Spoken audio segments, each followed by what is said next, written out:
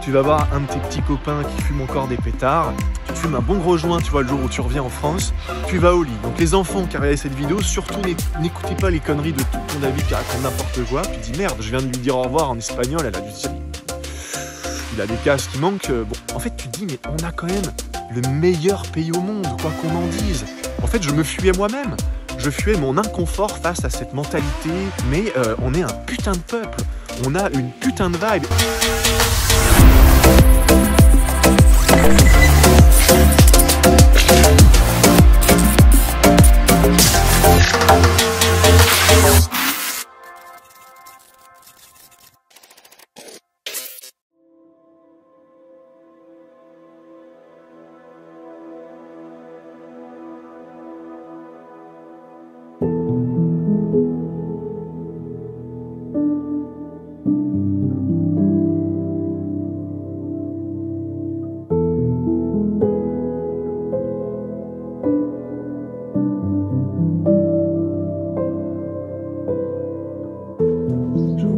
Ma femme, bientôt 96 ans.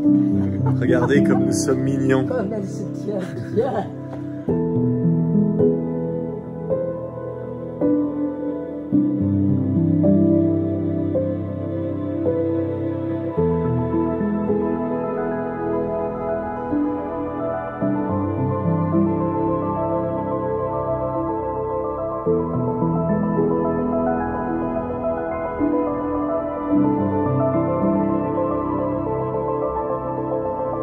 Regarde comme tu es belle.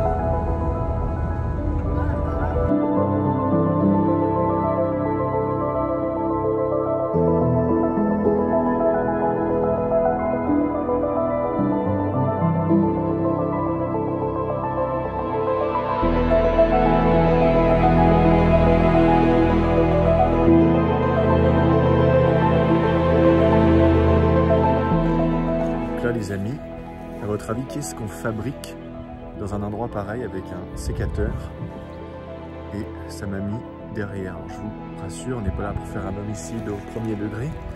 Hein? Avec ce... Non, on est en train de ramasser donc du thym et du romarin, voilà. Regardez comme elle est vaillante, 96 ans, magnifique. Ah oui, elle nous régale.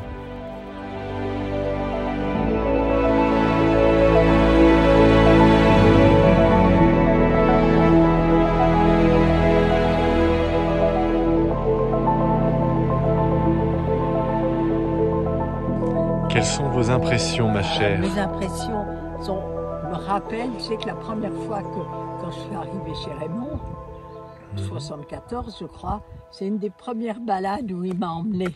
Ah, Parce ça te que rappelle pour des voir la souvenirs vie. romantiques? Ah, très romantique pour voir la vie. Ah. Tu te rends compte, là? Je sais pas ce que vous en pensez les amis, mais bon, 96 ans, on se fait une petite marche quand même avec une bonne montée, et toute seule à l'aide de sa petite canne. Voilà, tranquille quoi, normal. 96 ans tu vois, presque un siècle. À part ça, je pense qu'on a des bons gènes dans cette famille. Non, plus sérieusement, prenez soin de votre famille, de quel que soit leur âge d'ailleurs, la famille c'est sacré quoi. Voilà, en tout cas, moi je suis ému tout simplement quand je vois ça. Et très heureux, très fier et voilà.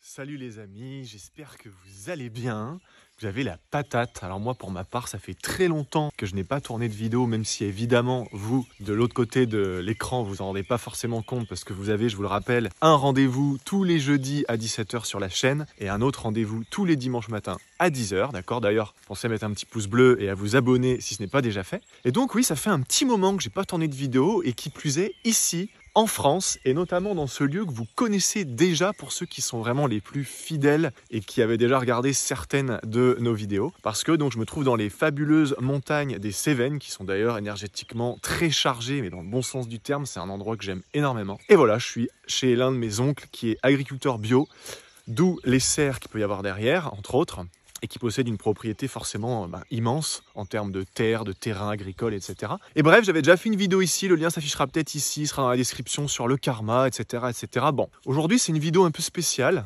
un peu hors série, ok, où j'avais envie de vous partager ce qui se passe lorsque tu as passé, comme moi, j'ai pu passer 9 mois à l'étranger, bien loin du sol français et qui plus est bien loin, tu vois, du sol, du territoire européen, d'accord? Parce que bon, quand tu quittes la France pour aller en Espagne ou en Italie ou que sais-je, alors certes, ça peut être plus ou moins dépaysant, mais quand tu vas à l'autre bout de l'Atlantique, notamment en Amérique du Sud, waouh, c'est vraiment... t'es vraiment choqué dans le sens où t'es dépaysé total, quoi, d'accord? Donc, j'ai envie de vous partager ce que ça fait de voyager aussi longtemps. Il y a pas mal de choses à dire. Ce que je peux commencer par vous dire, c'est que donc là, je suis revenu, au jour d'aujourd'hui, on est, je crois, quelque chose comme le 20... je sais même pas, bref. On doit être un truc comme le 16-17 juin 2021, d'accord? Ça fait quoi? Ça fait même pas 15 jours que je suis revenu en France. Et je commence tout juste à atterrir, alors que, en fait, je repars dans tellement pas longtemps, je repars en fait dans 15 jours cette fois aux États-Unis, donc je suis en Amérique, mais cette fois plus l'Amérique, tu vois, l'Amérique centrale, l'Amérique US, quoi. Donc j'ai à peine le temps de me réhabituer que, je suis déjà à peine rentré, que je suis déjà à peine reparti. Bref, alors, la première anecdote que j'ai envie de te partager lorsque tu voyages comme ça pendant si longtemps, et ça va peut-être te faire rigoler, parce qu'il y en a beaucoup qui sont peut-être pas au courant. Bref, je te le dis tout de suite.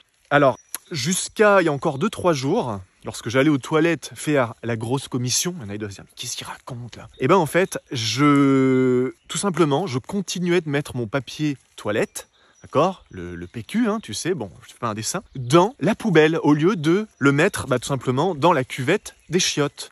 Et il y en a, ils vont se dire, mais qu'est-ce qu'il raconte? Il fume de la bonne ici dans les Cévennes. Figure-toi qu'en Amérique du Sud, comme dans beaucoup d'autres pays sous-développés, j'aime pas trop cette étiquette, mais bon, voilà, il faut reprendre les mots de l'inconscient collectif qui qualifie ça comme tel. Et dans ces pays-là, en fait, tu ne mets pas ton papier toilette dans les chiottes. Pourquoi? Parce que si tu tires la chasse, ça bouge tout et c'est un gros problème, d'accord? Donc...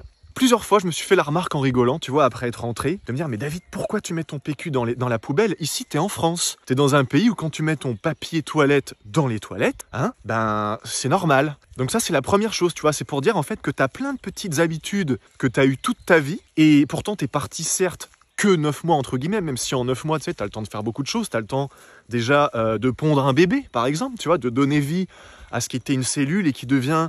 un petit bébé, tout neuf, de 2 ou 3 kilos si tout va bien, voire plus, ou voire moins, mais bref.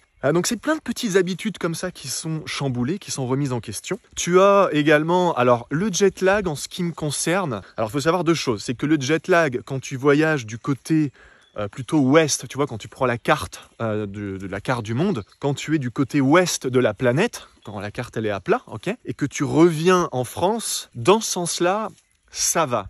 Mais par contre, quand tu vas plutôt du côté asiatique, quoi, voilà, la Chine, l'Asie, l'Inde et tout, là, dans ce sens-là, apparemment, c'est quand même beaucoup plus compliqué. Bon, moi, le truc, c'est que comme je voyage depuis quand même 5 ans non-stop, je pense que, tu vois, mon organisme, mon corps, mon système, corps, âme, esprit, etc., c'est très largement habitué à tout ça, ce qui fait que je peux pas dire que je subisse vraiment le jet lag. C'est-à-dire que quand je suis rentré, au plus tard, je me couchais, il était 2h du matin, mais ça va, quoi, c'est pas comme si je me couchais, il était 7h parce que t'arrives pas à dormir, et il paraît que j'ai quelques aptitudes, quelques connaissances, spirituelles, énergétiques, qui permettent de recabler tout ça très rapidement, et voilà, bon.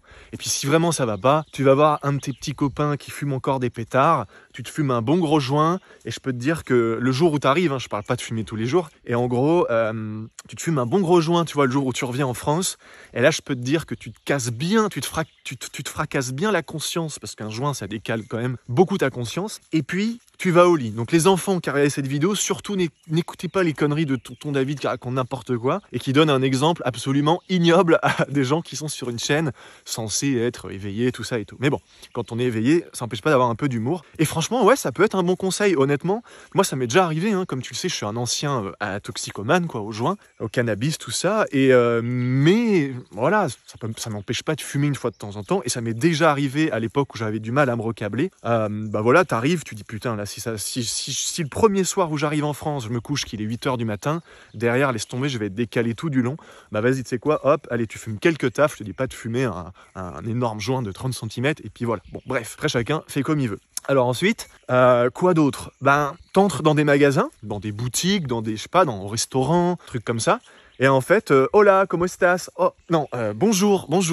Donc voilà, ça m'est arrivé aussi, tu vois, tu quittes la boulangerie, où t'arrives, donc tout se passe normalement, bonjour madame, bonjour monsieur, je voudrais une baguette de pain, blablabla. Et au moment où tu t'en vas, adios, ciao. Et forcément, c'est drôle parce que la personne en face de toi, elle comprend rien, elle se dit, bizarre lui. Et puis toi, tu te marres parce que c'est une fois que t'es sorti de la boulangerie que tu te dis, merde, je viens de lui dire au revoir en espagnol, elle a dû se dire...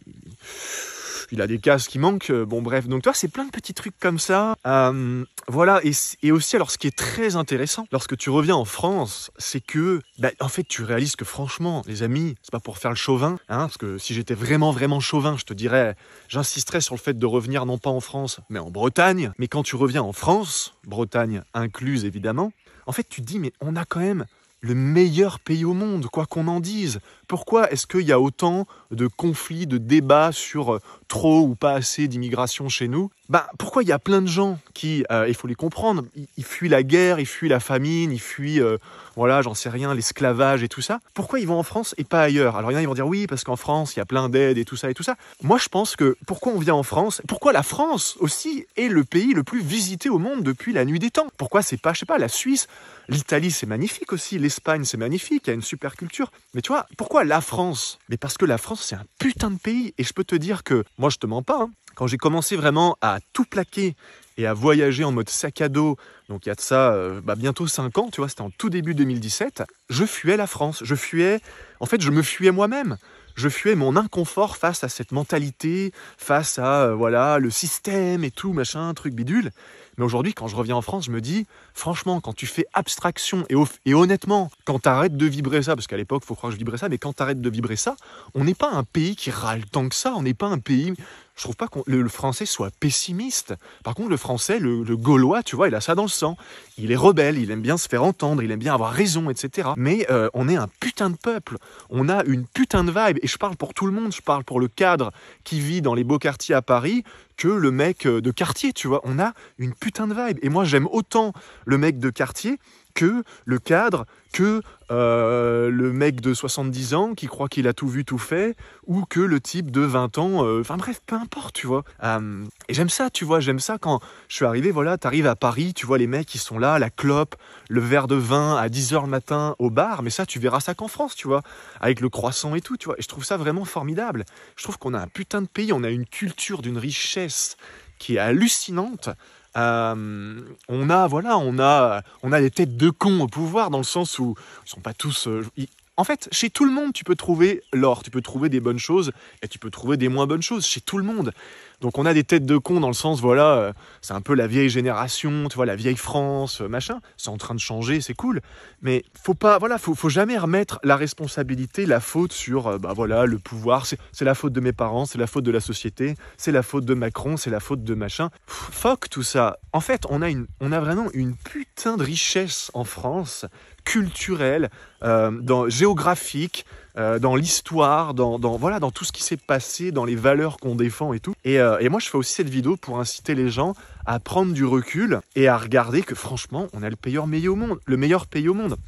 Alors évidemment, prendre du recul quand tu quittes jamais la France et qu'en plus t'es écrasé par le poids de la société, de ton boulot que t'aimes pas, etc., etc. Bon bref, à un moment donné, change les choses que t'aimes pas dans ta vie, c'est ça le but de l'alchimie, tu vois. La société des alchimistes s'appelle pas comme telle pour rien, pour faire joli, tu vois. Mais j'admets que quand tu voyages, surtout quand tu pars longtemps, je te dis pas de partir, pour moi il y a une grosse différence entre partir en vacances avec ta valise et voyager avec ton sac à dos quechua et pas avoir de billet de retour et potentiellement revenir que des années plus tard, tu vois. Donc voilà, généralement, moi, quand je voyage, je pars en général 3-4 mois max, puis après, je reviens parce que rapidement, j'ai quand même ma famille qui me manque, j'ai envie de... Et puis, j'aime bien être en France, tu vois.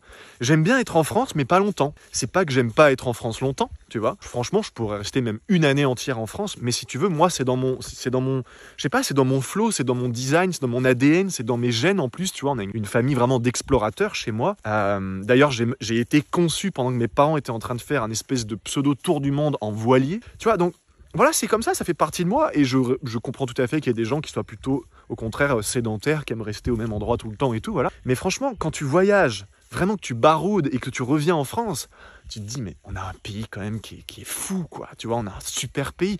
Oui, il y a plein de défauts, mais même chez la fille ou chez le mec parfait, tu finiras par finalement trouver plein de défauts. Rien n'est tout blanc, rien n'est tout rose, mais je peux te dire qu'après avoir passé 9 mois au Mexique, bien que ce soit un pays que j'adore, un pays où, pour ceux qui suivent les vidéos depuis un moment, les stories sur Instagram et tout, franchement, j'aurais vécu des trucs inhumains, quoi, surréalistes, des moments extraordinaires. Et ce qui m'aura le plus rempli au Mexique, ce sont les moments les plus simples, des moments de partage, des moments où tu finis pas ton sandwich et tu l'offres à un petit Mexicain là qui a 4 ans, qui te regarde avec des grands yeux et qui, quand il repart avec le bout de ton sandwich et puis pourquoi pas un petit billet de 50 pesos ou plus, bah tu vois de l'or dans ses yeux et tu te dis putain, le petit gamin, je lui ai donné 2 euros mais il réagit comme si tu lui avais donné 1 million, ou simplement il te fait un câlin, tu lui fais un câlin. Enfin, toi, c'est ces moments-là que j'ai gardé le plus, bien plus que, voilà, je sais pas, d'avoir loué une moto sympa ou d'avoir fait un saut en parachute. Ça, c'est sympa, mais c'est pas des moments de partage humain, de cœur à cœur, tu vois. Tout ça pour dire que après 9 mois au Mexique, mine de rien, bah, je vais pas te mentir, c'est simple. Si je t'avais fait une vidéo pour te dire qu'est-ce que je pense du Mexique 2 ou 3 mois après que j'avais commencé mon road trip là-bas, je t'aurais dit que les points positifs, parce que je ne voyais que ça. Mais avec le recul, franchement, ben, j'étais vraiment saoulé, quoi. Honnêtement, ça a fini vraiment par me gonfler. Et pourtant, je vivais au paradis tout le temps. Je changeais d'Airbnb chaque semaine dans des endroits, mine de rien, quand même, qui sont extraordinaires. J'étais avec voilà, des gens fabuleux. Ma chérie que j'ai rencontrée là-bas, qui n'est pas mexicaine, mais qui est brésilienne. J'étais avec Gaspard, enfin bref. Puis plein de gens que j'ai rencontrés en chemin. Mais ça a vraiment fini par me saouler, parce que pourquoi ? C'est un peuple qui est extrêmement bruyant. Mais vraiment, quand je dis extrêmement bruyant, c'est hallucinant, quoi. Ils sont trop bruyants. À un moment donné, t'as la tête en feu. Ils sont tout le temps en train de t'agripper. Bon, ça, je peux comprendre, hein, c'est un pays quand même pauvre, très pauvre même. En fait, là-bas, c'est soit t'es très riche, soit t'es très pauvre. Il n'y a pas de classe moyenne, entre guillemets. D'ailleurs, si tu regardes cette vidéo, que tu gagnes le SMIC et que tu es toujours en train de te plaindre, franchement, tu devrais reconsidérer les choses, parce qu'on ne se rend pas compte de la qualité de vie qu'on a en France. Et voilà, je fais cette vidéo aussi pour dire que voyager comme ça, barouder comme ça à travers le monde, ça fait vraiment réaliser à quel point on a vraiment de la chance quand même, franchement. Voilà, après encore une fois, je conçois que c'est difficile de s'en rendre compte si tu te bouges pas, si tu quittes pas la France. Et en plus, avec la situation actuelle, que ce soit économique, sociale, sanitaire, etc., tu vois. Bref, voilà, il en faut pour tous les goûts, et j'empêche pas les gens de se plaindre, bien au contraire, ok, hein, on reste français quand même à l'intérieur de nous, donc tu sais, voilà. Bon, sinon, qu'est-ce que ça change après autant de temps à l'étranger ? Bah, en fait, t'as 10 fois, 100 fois, 1000 fois plus de plaisir à retrouver ta famille, tes amis, ta vieille voiture qui t'attendait, qui a peut-être eu le temps de bien rouiller en 9 mois, tu vois. Et en fait, tu te remets à apprécier... En fait, c'est pas que tu te remets, parce que j'ai toujours su apprécier les choses simples, mais tu te mets à les apprécier 10 fois plus, je sais pas. T'ouvres la douche, en 2 secondes, t'as de l'eau chaude. Putain, mais au Mexique, des fois, tu dois attendre 5 minutes où tu dois laisser couler l'eau. Donc déjà, c'est un gâchis d'eau. Mais en plus, voilà, tu vois, tu dois attendre 5 minutes pour avoir de l'eau chaude. Ici, t'as un internet rapide, même au fin fond des Cévennes. Là-bas, il arrive que même dans des villes, c'est préhistorique, tu vois, c'est du 512K, quoi. Enfin bref, donc c'est plein de petits détails comme ça. La bouffe, franchement, la nourriture en France, mais ça n'a rien à voir. C'est-à-dire que même une tartine de pain, tu vois, un truc tout con, je te dis pas un magret de canard préparé par un chef cuistot étoilé, tout ça, c'est un luxe, tu vois. Les routes en France, le premier truc qui m'a frappé, c'est quand je suis arrivé à Charles de Gaulle, j'ai pris un taxi. Alors la première chose qui m'a frappé, c'est que pour aller de Charles de Gaulle à Montparnasse pour prendre le train, 58 balles de taxi. Au Mexique, ça m'aurait coûté 3 euros d'Uber, tu vois. Mais j'étais content de payer les 58 balles, parce que c'est dans une voiture en parfait état, toute neuve, tu vois, une Mercedes, machin, tout ça, ou une Peugeot, enfin bref, voilà. Avec un chauffeur sympa, bon, ils sont très sympas aussi au Mexique, mais voilà, j'avais une ceinture, j'avais un confort, j'avais des sièges en cuir, ce que tu n'as pas au Mexique, tu vois. Sièges en cuir au Mexique, c'est de la science-fiction. Donc j'étais content, tu vois, et honnêtement, aujourd'hui, tu vois, bah, par exemple, je sais pas, tout ce que je paye en France, je suis pas en train de me dire, putain, au Mexique, j'aurais payé ça 10 fois moins cher. Au Mexique, j'aurais fait mon plein d'essence pour 30 balles et là, ça m'a coûté 120. C'est un vrai kiff d'être en France. Et voilà, quoi. C'est pas un pays parfait, mais franchement, dans la liste des pays les plus parfaits au monde, moi, j'ai envie de le mettre en top 1. Et je te le dis, je te parle. Voilà, je suis quelqu'un qui voyage beaucoup. Je te dis pas qu'il part en vacances, qui voyage, tu vois. Donc, qui a le temps de voir ce qui va et ce qui va moins bien dans les autres pays. Bref, voilà. Donc, toutes les petites choses simples, l'alimentation, les routes, ouais. Donc, je finis sur ça. Ça m'a frappé de voir qu'on a des routes en parfait état, quoi. C'est-à-dire, tu peux rouler à 250 sans avoir peur de te dire qu'il y a peut-être un nid de poule et que tu vas te fracasser et t'envoyer en enfer, comme dirait GMK, petit clin d'œil à lui, voilà, bon, j'incite pas non plus les gens à rouler à 250, mais tu vois ce que je veux dire, c'est, on vit dans un pays, franchement, hallucinant. Un truc qui m'avait aussi fait vraiment shifter, c'est qu'avant, j'avais quand même tendance des fois à me dire, ah, l'administration française, c'est un peu relou, quoi, les fonctionnaires, tu vois, qui travaillent 20 heures par semaine, t'envoies enfin, tu vois, que ce soit, je sais pas, on pouvait critiquer facilement la Poste, la SNCF, l'éducation nationale, tout ça. Mais je peux te dire que après avoir passé 9 mois au Mexique, franchement, notre système administratif, il n'est pas forcément parfait. C'est pas forcément le plus rapide ou quoi. Mais je pense que si tu compares par rapport à des pays, notamment d'Amérique du Sud, mais c'est le jour et la nuit, quoi. C'est franchement... Non, honnêtement, moi, ça m'a fait vraiment atterrir. Ça m'a fait prendre conscience de plein de choses. Et ouais, franchement, on est un super pays, quoi. Donc voilà ce que j'avais aussi envie de partager à travers cette vidéo, au lieu de te raconter que de temps en temps il m'arrive de mettre mon papier chiotte dans la poubelle au lieu dans les toilettes, parce que ça j'imagine que tu t'en fous.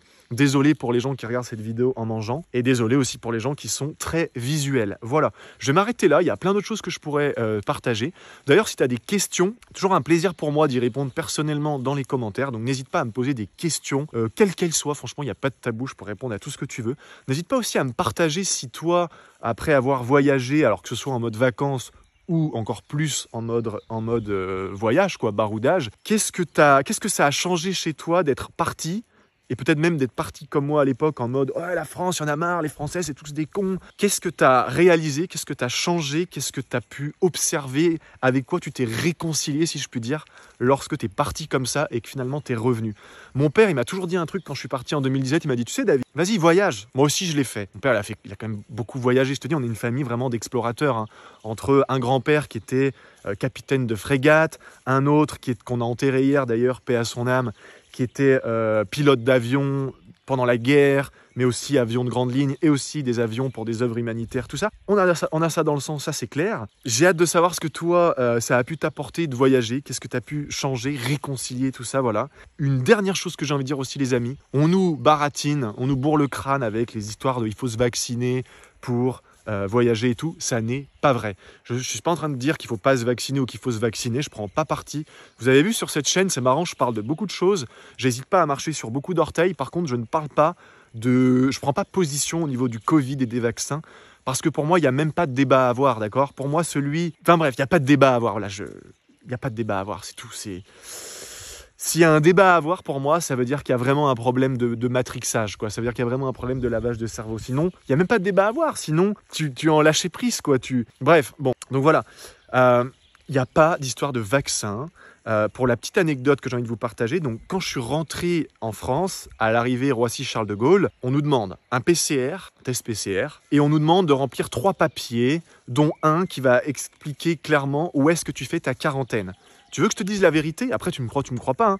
Je suis arrivé à Charles de Gaulle, donc effectivement, on a vérifié mon test PCR et on a vu qu'il n'était pas photoshopé, super. Par contre, les papiers, j'arrive, tu vois, et je demande donc aux agents de l'immigration à Roissy-Charles de Gaulle, qui avaient tous le masque sous le menton, donc là, ça m'a fait plaisir. Je me suis dit, tiens, ça a l'air plutôt de chill ici, contrairement à ce que j'avais l'impression que c'était en suivant de très loin les infos, mais en les suivant quand même un peu. En étant au Mexique, tout ça. Et je leur dis, mais au fait, et tu vois, je leur dis de moi-même, qui disent, ah ouais, merde, on avait oublié. Je leur dis, mais attendez, mais vous me demandez pas mes papiers de quarantaine et tout. La fille me regarde, elle me dit, on s'en bat les couilles de ça. Mais elle me dit ça vraiment, elle me dit pas on s'en bat les couilles, mais elle me le dit d'un air vraiment, comme si elle m'avait dit, mais on s'en bat les steaks, tu vois. Elle me dit, on en a rien à faire de tout ça, mais vraiment avec un air qui veut tout dire.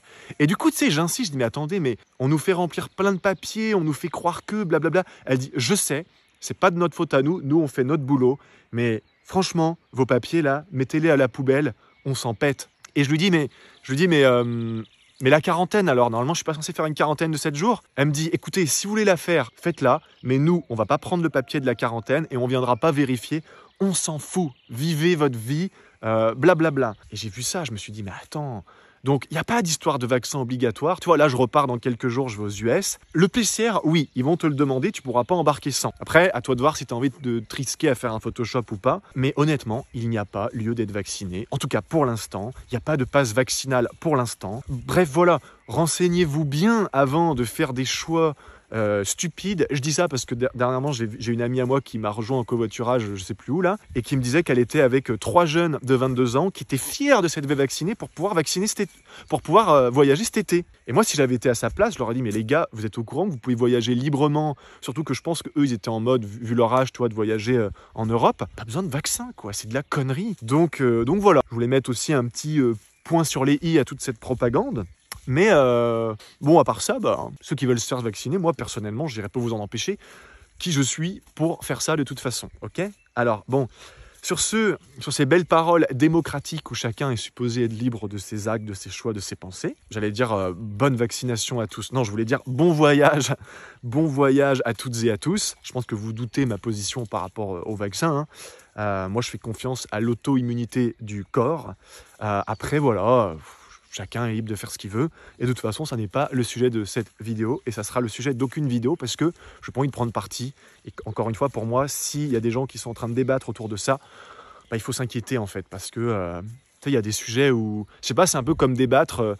Est-ce qu'en 39-45, les nazis étaient bien des nazis et est-ce que peut-être c'était pas des gens bien? Si tu commences à te poser des questions là-dessus, c'est qu'il n'y a même pas de questions à se poser. C'est que dans ces cas-là, je sais pas ce qu'il faut faire, mais bon, il faut faire quelque chose, quoi. Ou pas. Voilà, allez, sur ce... j'attends vos réactions, vos commentaires, vos partages d'expériences dans les commentaires. Pensez à mettre un petit pouce, pensez à vous abonner et je vous dis à très bientôt et je manquerai pas de vous partager mes prochaines escapades. Donc là, ça va être aux États-Unis et juste avant les États-Unis, parce qu'il faut savoir que tu peux pas aller en France directos aux États-Unis. Il faut que tu passes 14 jours dans un espace hors Schengen avant de pouvoir entrer aux States. Donc je pense que je vais aller passer, je sais pas, 14 jours. C'est sûr que ce sera en Amérique du Sud ou je sais pas, peut-être Guatemala, peut-être Costa Rica. Et je vous partagerai tout ça. Voilà, je vous dis à bientôt. Prenez soin de vous. Bye bye.